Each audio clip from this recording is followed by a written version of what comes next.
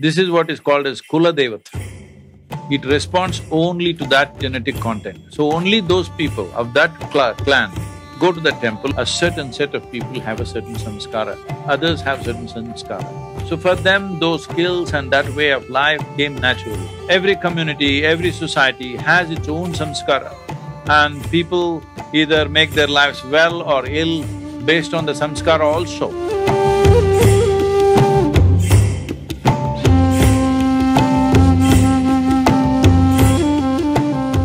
See, what we are calling a samskara is the collective karma of a society. In this culture, we did a lot of things to maintain samskara. Even now in villages, there are, sometimes violent outbreaks will happen. If marriages happen between people who will mix the genetic, who will kind of make the genetic line fuzzy, this is not blue blood business. They've been maintaining this so that for this clan, for this bloodline, they will have a deity that they have created. It responds only to that genetic content. This is what is called as Kula Devata. It responds only to that genetic content. So only those people of that clan go to the temple, others don't go because it doesn't work for them. So they maintain this genetic map of people, and they will look back 10, 12 generations and say, oh, she belongs to that bloodline, this belongs to… okay, they can marry, this cannot marry, like this they will calculate. Because these are called gotras and stuff, now it is being all trashed as total nonsense.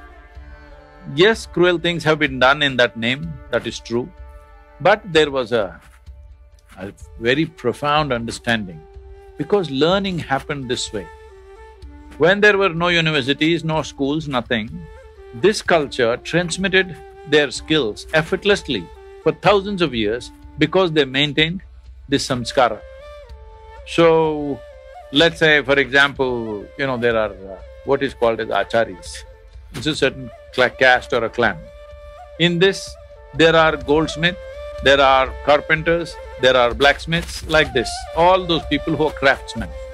But a goldsmith's girl will not marry a blacksmith's man. Only there they will marry, because it is samskara. See, this may look, oh, how can that be? Why can't somebody, be born in any family, learn this trade? That's different. But it's been found, they've done an experiment with mice. What they did was, they put a cherry blossom smell on some cheese or something. So when the mouse went to bite it, they gave it an electric shock a few times. And you know what?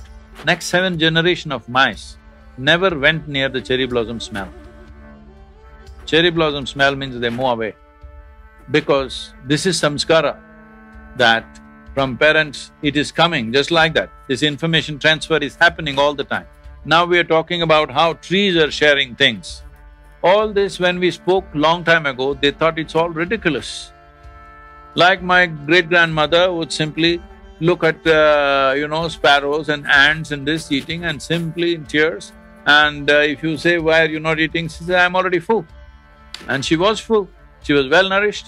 Nobody can question that because she lived for 113.